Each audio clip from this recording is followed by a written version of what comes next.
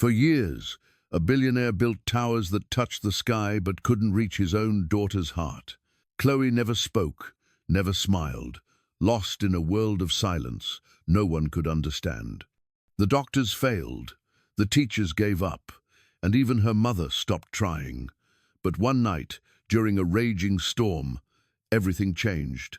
When the lights went out, a loyal German shepherd walked into her room, and what happened next would reveal a miracle no amount of money could ever buy. Before we continue with this story, don't forget to subscribe to the channel and like the video, and comment below where you're watching from. We love hearing your stories of hope and faith. Morning light spilled across the skyline of downtown Miami, shimmering over glass towers like a sea of diamonds. Inside the tallest of them, the Crystal Bay Hotel, the marble floors gleamed beneath chandeliers shaped like falling stars. It was a kingdom built by one man, Ethan Walker, the billionaire hoteliers called the King of Glass and Gold. Yet, despite his empire, Ethan carried an emptiness that not even his fortune could fill. Ethan was 43, tall, with broad shoulders and a face carved by years of ambition and quiet exhaustion. His jawline was sharp, but there was something weary in the set of his mouth. The silver at his temples added a touch of dignity to his dark hair, though it also betrayed the sleepless nights behind those pale blue eyes. He had learned to command rooms full of investors with calm precision, yet inside he often felt powerless, especially when it came to one person, his daughter, Chloe. Chloe was 7, with soft brown curls that fell over her eyes, and skin so pale it seemed made of morning light. She rarely spoke, rarely looked up, and lived in a world far quieter than the one her father ruled. Doctors had called it severe autism, a phrase that had come to define their home like a quiet verdict. Ethan had hired therapists, speech specialists, even sensory experts from overseas. None had reached her. To them, Chloe was a case. To Ethan, she was his heartbreak in human form. His wife, Helena Walker, embodied everything the press expected from a billionaire's spouse. Elegant, controlled, and beautiful, in a way that demanded distance. She was 39, tall and slender, with porcelain skin and long blonde hair that always looked like it belonged in a fashion editorial. Her voice was calm but cold, as if she measured every word for perfection. Helena had once been warm before Chloe's diagnosis, before the strain of years spent in hospitals and failed therapies. Now she lived behind invisible glass, pretending the cracks didn't exist. To her, Chloe was not a daughter to understand, but a flaw to hide. That morning, Ethan stood by the penthouse window, coffee in hand, staring at the waking city. The reflection of his daughter played faintly on the glass. She sat on the carpet, arranging toy animals in a perfect line, her movements careful and exact. Ethan's heart tightened at the sight. He wanted to kneel down, to join her, but he had learned that sudden closeness frightened her, so he stayed still, watching. School called. Helena's voice came from the hallway, smooth but impatient. "They're closed today. Something about a power issue." Ethan turned. "I'll call the nanny." "She's sick. Stomach flu," Helena replied without emotion, already scrolling through her phone. "You'll have to manage. I have the investors' meeting at the hotel. Then take her with you," Helena interrupted, shrugging. "You built that place. Surely, one child won't break it." Her tone cut sharper than intended, but she didn't look up to soften it. She picked up her handbag, a glinting leather accessory worth more than most people's cars, and left for her charity brunch. The door clicked shut, leaving behind a silence thick enough to feel. Ethan stood there, staring after her, then exhaled. He knelt beside Chloe. "Hey, sweetheart," he whispered. "We're going to Daddy's office today, all right?" Chloe didn't answer. She picked up a small wooden giraffe, tapped it twice against the floor, and lined it up again, the gesture exact, rhythmic, like a quiet ritual. At 9:30, Ethan's sleek black sedan pulled into the front of the Crystal Bay Hotel, a palace of glass standing 30 stories above the turquoise water. Guests in tailored suits flowed in and out, greeted by doormen in pressed uniforms. Inside, a pianist played gentle classical music beneath the chandelier, and the scent of polished wood mixed with coffee and perfume. Ethan walked through the lobby holding Chloe's hand. She followed slowly, her gaze fixed on the marble beneath her feet. Every sound, footsteps, laughter, the faint clink of cups seemed to strike her like invisible rain. He led her to his private lounge near the meeting suite, a quieter space filled with soft couches and a view of the bay. "You'll be okay here, sweetheart," Ethan said gently, kneeling to meet her eye level. "I'll just be across the hall. You can draw or play your music." Chloe didn't respond, but she sat down, hugging her small backpack, rocking slightly. Ethan hesitated. That subtle sway always meant she was uneasy, but time was pulling him away. "I'll be right next door," he repeated. Then, forcing himself to leave, he closed the door quietly behind him. The meeting began. Voices echoed through the glass conference room. Figures in suits discussed expansion, profit margins, and partnerships in Dubai. But Ethan couldn't focus. Every few minutes, his eyes flicked toward the frosted glass door that separated him from his daughter. He reminded himself that she was safe, just meters away, until a faint sound reached his ear. It wasn't loud, but it was wrong. A thin, broken gasp carried through the corridor. He excused himself mid-sentence, stepping out. Down the hallway, the lounge door was open. Chloe stood in the middle of the room, trembling. Her small hands clutched her chest. Her face was drained of color. The light from the chandelier refracted across the marble floor, splitting into dizzying patterns, and she whimpered as if each reflection cut through her eyes. "Chloe?" Ethan rushed to her, voice breaking. "Chloe, baby, what's wrong?" She didn't answer, only gasped again, eyes darting everywhere, like an animal trapped in noise. The piano music from the lobby carried faintly through the vents, the rhythm sharp, unbearable. Chloe pressed her, hands over her ears, shaking, tears spilling down her cheeks. "Somebody help me," Ethan shouted toward the hallway. Staff turned, startled, but froze. No one knew what to do. A receptionist reached for the phone. A security guard hovered uncertainly by the door. Ethan lifted Chloe, her small body stiff as a board, trembling violently. "It's okay, sweetheart, it's okay," he whispered, though panic cracked his own voice. He didn't understand she was burning up, yet freezing in his arms. Her breathing came in short, choking bursts. Ethan looked around, desperate. "Call the medic, now!" But amid the chaos, the sound of heavy boots echoed on the marble. A deep voice cut through the noise. "Sir, let me through." The man was tall, broad-shouldered, with dark brown hair trimmed close to the scalp and a short beard marking a strong jawline. His name tag read, Jack Harlan, Head of Security. There was a quiet authority in the way he moved, the calm of someone who had faced far worse storms. Years of service had carved steadiness into him, though his eyes carried the weight of things he no longer spoke of. Beside him padded a German shepherd, coat dark as smoke, eyes alert and amber bright. "Step back, sir," Jack said, his tone respectful but firm. "She's having a sensory overload." Ethan blinked. "What?" Jack knelt beside the child, signaling with a hand. The dog stepped forward, silent. "Ranger," he murmured. The dog approached, tail low, head tilted.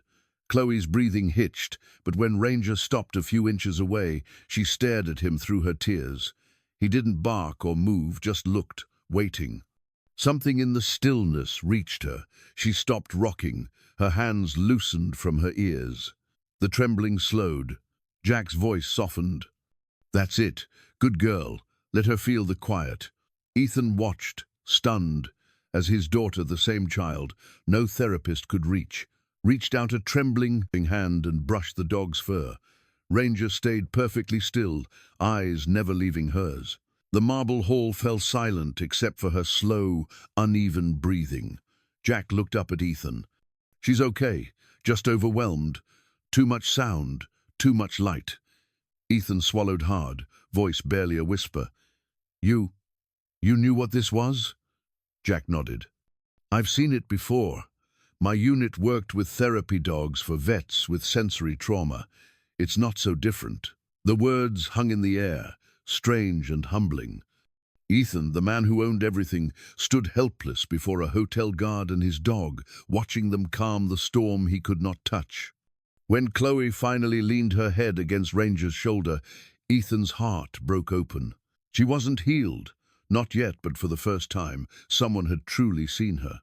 And in that moment, amid the shimmer of chandeliers and marble, Ethan Walker, king of towers, realized how fragile his glass world really was. The chandeliers swayed faintly, as if even the glass itself felt the tension in the air.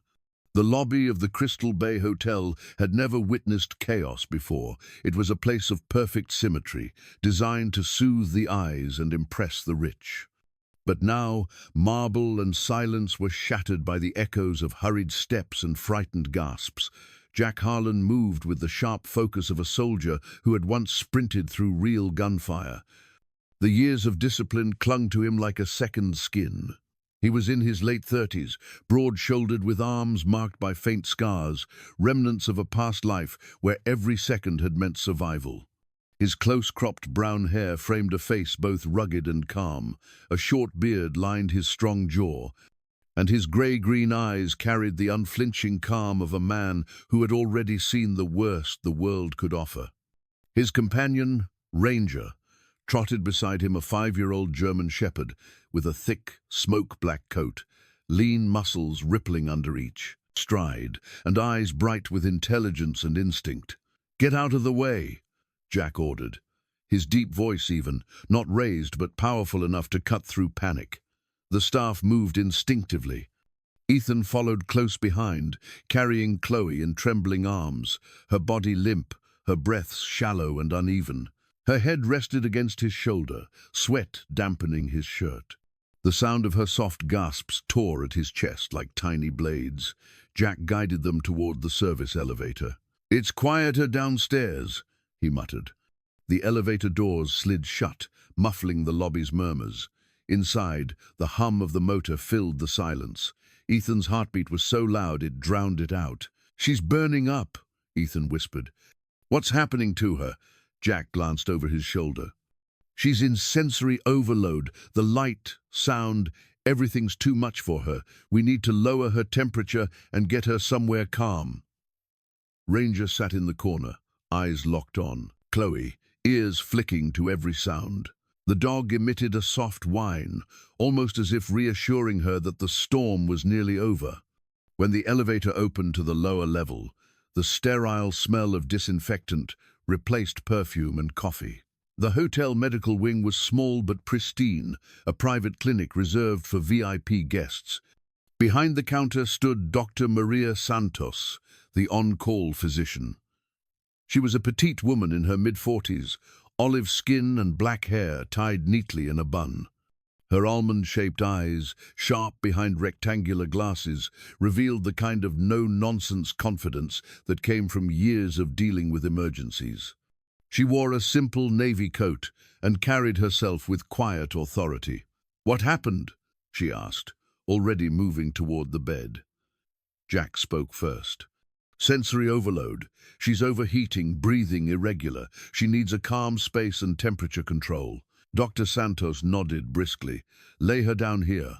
I'll handle it." She gestured to the white hospital cot, pulling out gloves with precise motions. Ethan obeyed, lowering Chloe gently. The child's eyelids fluttered, her lips pale, her body trembling with each breath. Ranger sat beside the bed, lowering his head close to her hand. Dr. Santos frowned slightly but didn't chase him off. She noticed Chloe's heart rate stabilize whenever the dog was near. "He stays," she murmured, almost to herself. Jack handed her a damp towel. "We'll cool her core temperature." As they worked, Ethan stood frozen, a billionaire used to commanding empires, now useless before a child's shallow breaths. He clenched his fists, knuckles white. "I don't understand," he said hoarsely. "She was fine this morning. I just wanted her to stay close." Dr. Santos didn't look up. "Children like her don't process the world the way we do, Mr. Walker. What feels normal to you can feel like an explosion to her senses." He swallowed, voice cracking. "I should have known. I should have—" Jack interrupted gently. "You couldn't. Most people don't."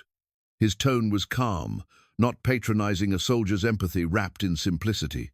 Minutes passed. The air conditioning hummed. Chloe's breathing slowed, her fingers loosening from their tight curl. Ranger lay beside her bed, eyes half closed, body tense but still. Ethan watched as his daughter's hand, trembling, brushed against the dog's fur. The small, accidental touch became deliberate. Her fingers moved in slow strokes, tracing the lines of Ranger's coat. Jack crouched beside them, speaking softly. "That's it, little one. You're okay now." Ethan's throat tightened. She's never done that before." Dr. Santos gave a faint smile. "Animals sense what we can't. And sometimes they speak in a language we forget how to use." The room settled into quiet. The chaos upstairs felt like another world. Ethan sat on the edge of a chair, eyes fixed on Chloe, his mind racing through every guilt and failure. He had built towers that touched the clouds, but he couldn't reach his daughter. When Chloe's breathing finally steadied, Jack stood, crossing his arms loosely. "She'll be all right now. Keep the lights dim. Let her rest. Don't crowd her." Ethan nodded absently. His gaze shifted to Jack. "You knew what to do without hesitation. How?"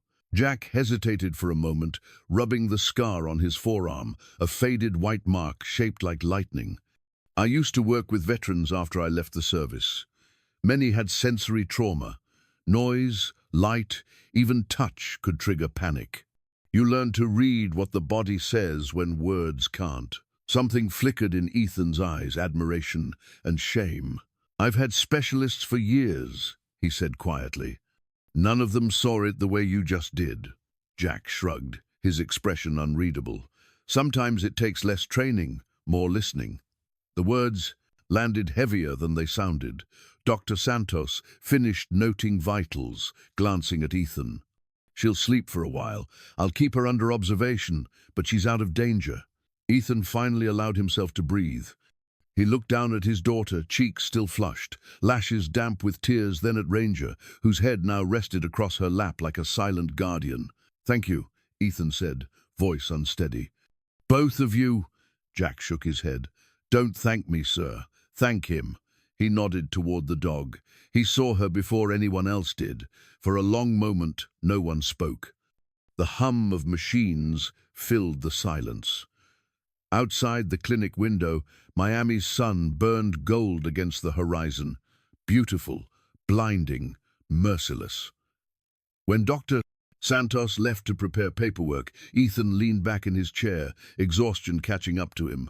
His gaze drifted toward Jack, who stood by the door, arms crossed, expression thoughtful. "You have a daughter?" Ethan asked suddenly. Jack hesitated. "No, I had a wife once. She didn't want to wait through the deployments. I came back to an empty house." His tone was matter of fact, not bitter. "After that, Ranger became my partner. He's better company than most people." Ethan studied him, the stoic composure, the quiet dignity. "You ever think of leaving this job? You seem overqualified for hotel security."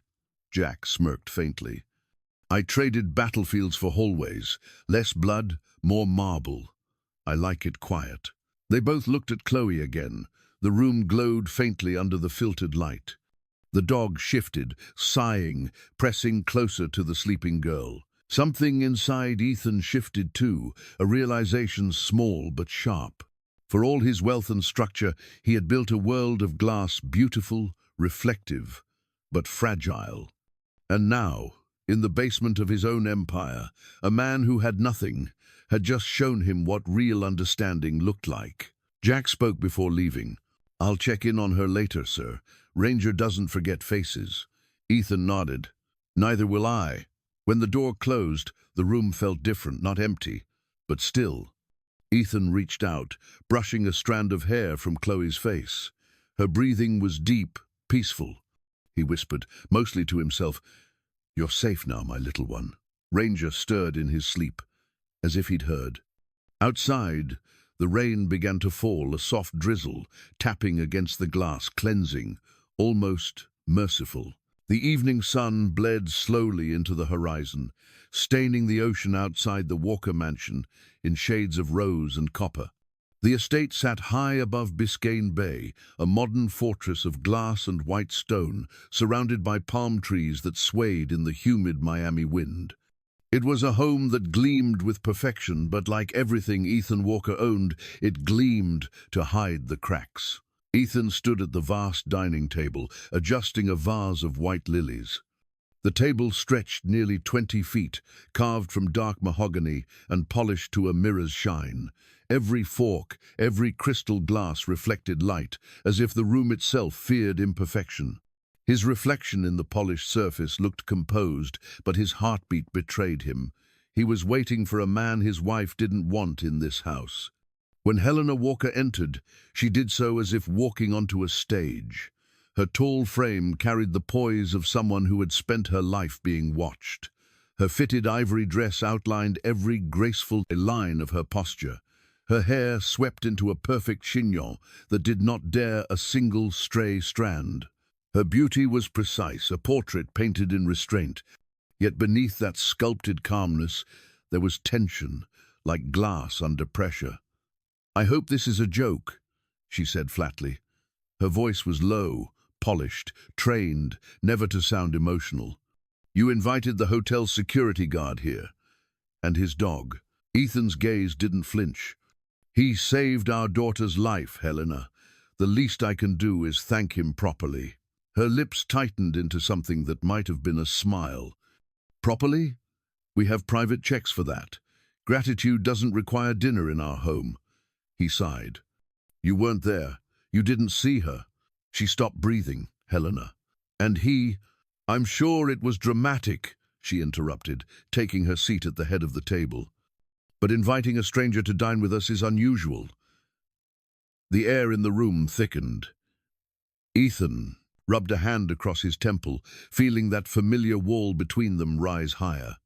He wanted to tell her that something in him had changed since yesterday, that the sight of Jack Harlan kneeling beside Chloe had dismantled years of helplessness. But Helena lived in a world that worshipped appearance, not revelation. The sound of footsteps came from the foyer. Jack Harlan appeared, wearing a clean navy shirt tucked neatly into black slacks, his boots polished to dull shine. He carried himself with the quiet posture of a man used to authority but uncomfortable with luxury. His hair was trimmed close and his face freshly shaved, though a faint scar still ran along his jawline like an old memory that refused to fade. Beside him, padded Ranger, his German shepherd, freshly groomed but still bearing the dignity of a working animal, lean, disciplined, eyes sharp. "Evening, Mr. Walker," Jack said with a nod. "Ma'am." He dipped his head slightly toward Helena, whose fingers stiffened around her wine glass. "Mr. Harlan," Ethan greeted, his voice warm. "Thank you for coming. Please make yourself at home." Jack's eyes flicked across the grand dining hall, the crystal chandelier, the marble floors, the oil paintings of European estates. "Hard to do, sir," he said quietly, almost with humor. "My home fits inside your garage." Ethan chuckled softly. Helena didn't. She gestured to the seat across from her. "Please, sit." Dinner began under the polite clatter of silverware and the distant hum of the sea beyond the terrace doors. A chef, Mateo, a wiry man in his 50s, with weathered skin and a quiet, proud air, moved silently between courses, setting down plates that looked like paintings, seared salmon, roasted vegetables drizzled in lemon oil, wine poured with precision. Jack ate sparingly, posture straight. He spoke only when addressed, his tone respectful but direct. Ethan tried to ease the tension, asking about his years in the Navy. Jack answered briefly. Deployments in Kandahar, rescue operations in storm zones, the years after returning when sleep came only in fragments. Ranger helped me through that, he said simply, glancing at the dog lying obediently under the table. Helena raised an eyebrow, voice clipped. And now you work security. Doesn't that feel beneath you? Jack's eyes met hers. They were steady, grey-green, reflecting neither offense nor submission. Ma'am, nothing's beneath a man if it lets him sleep at night. Helena's fork paused in midair. Ethan hid a faint smile. The conversation limped forward after that. Ethan tried small talk about the hotel, about Chloe's recovery. Jack replied with quiet reassurance. She's strong. Just needs peace, not pressure. Ranger shifted slightly under the table, alert yet calm, his gaze occasionally flicking toward the doorway, as if already guarding the child he'd saved. And then soft footsteps. Chloe appeared at the far end of the room, barefoot, wearing a pale cotton dress. Her curls framed her small face, eyes distant yet curious. She didn't usually come to the dining area. Noise and smell overwhelmed her. But tonight, she had followed the faint sound of Ranger's breathing. Ethan froze. Helena's fork clinked softly against porcelain. Chloe, sweetheart, Ethan said gently. You want to join us? Chloe didn't respond. Her gaze was fixed under the table. Slowly, almost in a trance, she walked the length of the dining hall. Her little hands brushed the edge of each chair as she passed, her rhythm precise, deliberate, a ritual of safety. Ranger's ears perked, his tail tapped lightly against the floor. She stopped beside him. For a moment, no one moved. Then, she knelt slow, cautious, and touched the top of his head. Dog, she whispered. The word was so soft it almost disappeared in the sound of the sea outside. Yet to Ethan, it thundered, through the air like music. Ranger stayed perfectly still, lowering his head so that it rested against her knees. Chloe giggled, a fragile, shimmering sound, and buried her face in his fur. Ethan's vision blurred with sudden tears. Helena's wine glass trembled slightly in her hand. For a long moment, silence reigned over the table. No one breathed. It was as if the entire mansion had paused to listen. Then Jack, voice hushed, said, "She remembers his scent. Dogs leave comfort where words can't." Helena rose abruptly, turning toward the window. Her reflection shimmered against the glass, a portrait of beauty fractured by confusion. Ethan couldn't tell if she was hiding her emotion or trying to contain it. When she turned back, her expression was carefully neutral. "Dinner was lovely," she said faintly. "Excuse me." She left without another word. The rest of the evening passed quietly. Ethan and Jack moved to the terrace, where the night breeze carried the smell of salt and garden jasmine. Chloe sat on the floor beside Ranger, tracing patterns on the tiles with her fingers while the dog watched her every move. "Thank you for coming," Ethan said, his voice rough with emotion. "I didn't invite you for politeness. I needed my wife to see this, to see her." Jack nodded slowly. "Sometimes people don't look until something scares them into it." He stared out at the waves. "Doesn't mean they can't learn." Ethan followed his gaze. The city lights reflected on the water like trembling stars. "You ever wonder if you were meant to be somewhere else?" Jack smiled faintly. "Every day. But life's not about where you're meant to be. It's about who still needs you where you are." Ethan looked back through the window, Chloe lying peacefully beside Ranger, her tiny chest rising and falling. "Maybe," he whispered, "she needed you." Jack shook his head. "No, sir. She needed to be seen. That's all." When the evening ended, Jack stood at the gate, Ranger sitting beside him. Ethan extended his hand. "You've done more for us than you know." Jack gripped it firmly. "Just doing my job, sir." Then, after a pause, "But it's good to see a man care about something that isn't made of glass." As the car drove away, Ethan returned to the dining hall. The empty plates and wine glasses gleamed under the soft lights, but the house no longer felt sterile. It felt human. Helena's voice drifted from the staircase behind him, quiet, uncertain. She spoke, didn't she? Ethan turned. Her eyes, usually cold and composed, were glassy, wet with the effort of holding back tears. She did, he said. And that word, you can't buy it, Helena. You can only earn it. For once, Helena said nothing. The night swallowed her silence whole. The days that followed, the dinner unfolded with a fragile calm, like sunlight seeping through mist. The Walker estate, once filled with silence so cold it could echo, began to stir with the faintest rhythm of life. Every other afternoon, the sound of Ranger's paws against the marble floor marked the start of something new. Jack Harlan had grown accustomed to arriving quietly. He would park his old Ford truck by the side gate, its paint faded, its bed scratched by years of hauling lumber and gear. His uniform was gone. Instead, he wore a plain grey t-shirt that stretched across broad shoulders and jeans worn at the knees. He carried himself with the same steady purpose he once had in combat, but now his mission was gentler, to help a child find peace. Ethan greeted him each time with the warmth of an old friend rather than an employer. His demeanor had softened. The sharp, controlled businessman now smiled more easily, his eyes no longer guarded. "She's in the garden," Ethan would say, gesturing toward the glass doors. And there, Chloe waited, always barefoot, curls tangled by the wind, her pale fingers twisting the hem of her dress. The garden behind the mansion had once been Helena's pride, an orderly landscape of imported roses, clipped hedges, and a marble fountain in the shape of an angel pouring water from a bowl. Now it had become Chloe's world. Here, under the banyan trees, she felt safest. When Ranger entered, the transformation was instant. Her face brightened, the corners of her mouth twitching in something like joy. "Dog," she'd whisper every time, her voice timid but deliberate. Ranger would approach carefully, lowering his head so she could touch him first.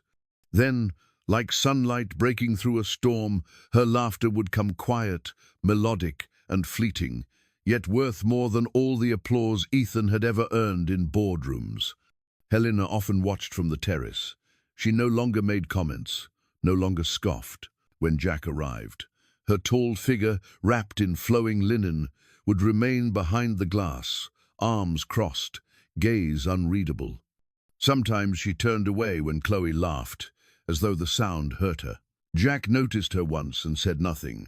He was a man who understood grief and guilt too well to intrude upon it. During one visit, Jack knelt beside Chloe near the fountain, showing her how to throw small pebbles into the water. "Watch the circles," he said. His voice was low, calm. "See how one circle makes another?" Chloe leaned forward, fascinated. "More," she murmured, her tiny hand dipping into the pebbles. Ethan watched from the patio steps, his heart swelling. "You're a patient man, Jack," he said quietly. Jack smiled faintly without looking up. "I wasn't born that way, sir. The war teaches patience the hard way. You learn it or you don't come back." There was weight behind those words. Ethan didn't press further, but later that afternoon, as they drank coffee by the garden's edge, Jack spoke more. "I used to have a team," he said. 5 men. One of them had a little girl about Chloe's age. After an explosion, he didn't make it home. I promised myself I'd try to make the world safer for kids like her. Guess I didn't realize that sometimes the danger isn't bullets, it's the world being too loud." Ethan nodded, his chest tight. "You've kept your promise," he said. "Just not in the way you expected." Jack's eyes softened. Maybe that's how promises work. Inside the house, Helena was pacing in her study. The woman who once commanded charity galas and social circles now felt invisible in her own home. She stared out the window, watching Chloe in the garden, and for the first time, the barrier of her pride began to crumble. Memories of sterile hospital rooms, failed therapies, and whispered pity from society's finest came flooding back. She had built her armor from control, believing distance was strength. But now, watching her daughter's fragile laughter bloom because of a soldier and a dog. She felt something she hadn't allowed herself to feel in years: shame. That evening, as Jack prepared to leave, Helena stepped out onto the terrace. The light from the golden sunset spilled across her face, softening the edges of her usual perfection. "Mr. Harlan," she said, her tone formal but quieter than before. Jack turned, surprised. "Mom, you've done something none of the experts could," she said. Her hands clasped tightly before her, the diamond ring on her finger catching the light. "I don't understand it, but I'm grateful." Jack nodded slightly. "It's not me, ma'am. It's her. She just needed a little silence and someone who didn't expect her to talk." Helena hesitated. "I don't know how to be that person." Jack looked at her steadily. "Then just be the one who listens when she does." It was a simple answer, but it struck Helena like a confession. For the first time, she smiled faintly, uncertainly before retreating indoors. Over the following weeks, the pattern continued. Chloe grew bolder. She began mimicking Jack's simple commands to "Ranger, sit, stay, come." Each word was an effort, but each one landed like a small miracle. Ethan recorded every breakthrough on his phone, his voice trembling each time. "She said it," he'd whisper. "She really said it." One afternoon, a storm rolled over Miami, dark clouds gathering above the sea, wind bending the palms. Rain began to lash the windows. Chloe flinched at the thunder, curling on the sofa. Ethan started to move toward her, but Jack placed a hand on his shoulder. "Wait." Ranger padded forward, laying his head gently in Chloe's lap. The storm outside rumbled again. Chloe whimpered, then slowly buried her face into Ranger's fur. Her small fingers gripped tightly, her breathing slowed. "She's grounding herself," Jack murmured. "He's her anchor." Ethan's throat tightened. He sat beside her, not speaking, just being there. For once, silence wasn't failure. It was love, finally understood. When the storm cleared, Chloe whispered, "Good, dog." Ethan laughed through tears. From the kitchen doorway, Helena covered her mouth, eyes glistening. She had come to watch without being seen, but this time, the sound of Chloe's words broke something open inside her. A single tear slid down her cheek, unexpected, almost foreign. That night, after Jack left, Ethan found his wife standing by Chloe's bedroom door, watching their daughter sleep with Ranger curled beside her blanket. The dog had become her guardian, her shadow, her bridge to the world. Helena spoke softly, almost to herself. "She's happy." Ethan nodded.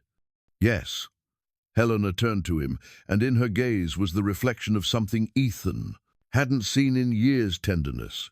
"You were right," she whispered. "We've been building walls when all she needed was someone to sit with her inside them." Ethan took her hand, and for the first time in years, she didn't pull away. Outside, the night was quiet except for the soft rhythm of the sea and the steady breath of a sleeping child. And in the dim glow of the bedside lamp, the reflection in Ranger's amber eyes seemed almost human, a gentle light that had guided them all out of the dark. The storm began just after midnight. The wind came first, moaning through the palms outside the Walker mansion like an old sorrow come to visit. Then came the rain, thick, merciless, hammering the windows in wild rhythm. Lightning slashed the sky, revealing the sea below in violent flashes. Inside the house, everything trembled with the weight of the storm. Ethan Walker was still awake, pacing the hallway outside Chloe's room. The last few months had been the most transformative of his life. His days of cold control and sleepless ambition had been replaced by a gentler routine: coffee shared with Jack, therapy sessions reimagined around Ranger, laughter echoing faintly in rooms that had forgotten it. But on nights like this, when the wind howled and the world grew dark, his old fears still returned, fears of losing what he'd only just begun to understand. A loud crack split the air, lightning striking somewhere near the property. Then, in an instant, the house plunged into darkness. The power was gone. The hum of the air conditioning ceased, leaving only the furious voice of the storm. "Chloe!" Ethan shouted, running toward her room. He found her curled on the floor beside her bed, her small hands pressed against her ears, rocking back and forth. Each thunderclap tore through her like a blade. The dark had swallowed her world whole. "Sweetheart, it's okay. Daddy's here," Ethan whispered, dropping to his knees. But she didn't hear him. Her breaths came in ragged gasps. Her body shook violently. When another lightning flash lit the room, she screamed and pushed him away, eyes wide with blind terror. The sound shattered him. Helena appeared at the door, her silk robe clutched tightly around her. Her hair, usually flawless, hung loose, damp from the humidity. "What's happening?" she cried. "The storm, the noise, she's panicking," Ethan said. "She can't take it. Do something." Helena's voice trembled, breaking through the veneer of her usual composure. "I'm trying." He reached again for Chloe, but she shrieked louder, throwing a small lamp that shattered against the wall. Tears streamed down her cheeks. "She doesn't see me," Ethan whispered helplessly. Then it hit him. She didn't need him to speak. She needed the one creature who didn't demand words. "Ranger," he breathed. He bolted down the stairs 2 at a time, rainwater from the balcony dripping through the open doors. The power outage had turned the entire mansion into a labyrinth of shadows. The emergency lights in the hallway flickered dimly as Ethan reached the foyer. Jack was there. He had arrived minutes before the storm, checking on the backup generators. The man looked like part of the storm itself, soaked to the bone, his shirt clinging to his frame, the faint scar on his jaw illuminated by every flash of lightning. Ranger stood beside him, calm despite the thunder, amber eyes glowing faintly in the dark. "Jack!" Ethan shouted. "Upstairs, Chloe's losing control. I can't reach her." Jack didn't hesitate. "Ranger, with me!" The dog moved instantly, sprinting ahead up the grand staircase, claws clicking against the marble. Jack followed, his heavy boots thudding behind. The wind howled through the open hallway windows, rain spraying the walls. When they reached Chloe's room, she was still crying, a broken sound that clawed at every heart in the house. Helena stood frozen, unsure what to do. Jack motioned for silence. Ranger walked forward slowly, his steps steady and sure. When he reached Chloe, he didn't bark or move suddenly. He simply lowered himself, head resting gently on her trembling knees. Chloe's breath hitched. Her hands, which had been clawing at the carpet, froze. The storm raged outside, lightning flaring, thunder rolling, but she didn't scream again. Instead, she reached out, fingers sinking into Ranger's fur. Her body relaxed. The panic melted from her face, replaced by fragile calm. "Dog," she whispered hoarsely, her voice barely audible over the wind.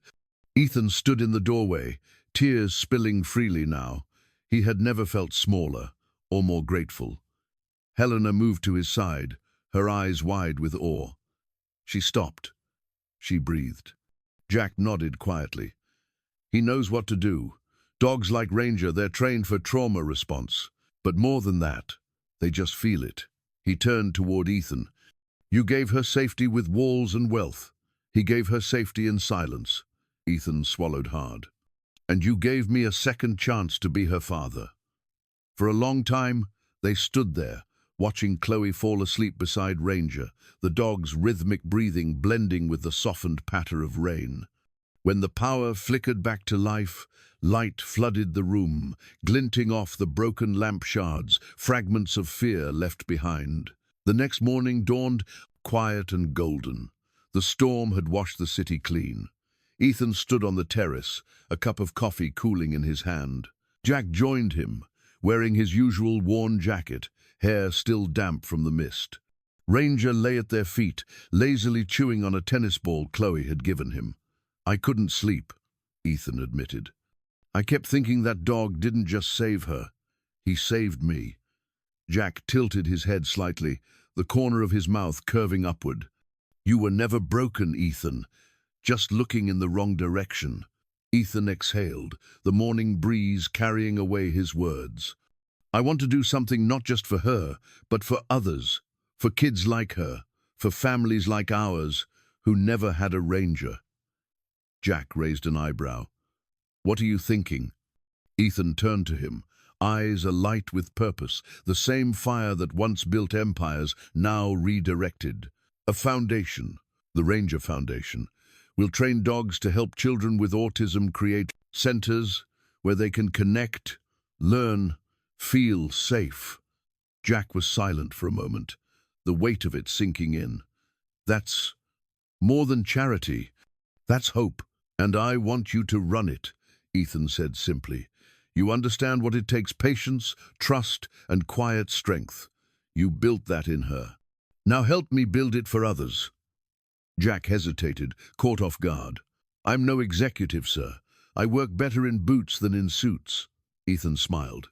Then we'll make new rules. They both laughed softly. Later that day, the formal announcement went out. The Ranger Foundation, dedicated to connecting children with animals as a path toward healing and understanding. News outlets picked it up instantly. But for Ethan, it wasn't about publicity. It was about redemption. That evening, as the sun dipped low over the horizon, painting the world in amber and rose, Chloe walked barefoot along the beach behind their home. The tide was low, the air still smelling of rain. Ranger padded beside her, his tail wagging lazily. She reached down to hold his leash, though he didn't need one. Ethan watched from the balcony, Helena standing quietly beside him. For once, her hand found his. She's laughing again, Helena whispered. Do you hear it? He nodded.